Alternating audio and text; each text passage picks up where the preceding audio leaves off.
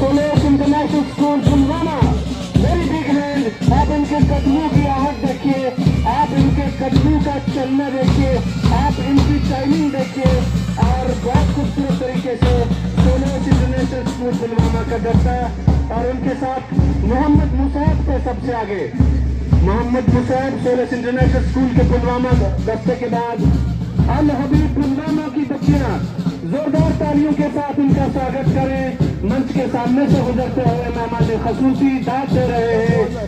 तो ये अल हबीब स्कूल पुलवामा मारिया शौकत बहुत खूबसूरत तरीके से अल हबीब पुलवामा की बनी है, निहायत ही शानदार कदम ताल के साथ।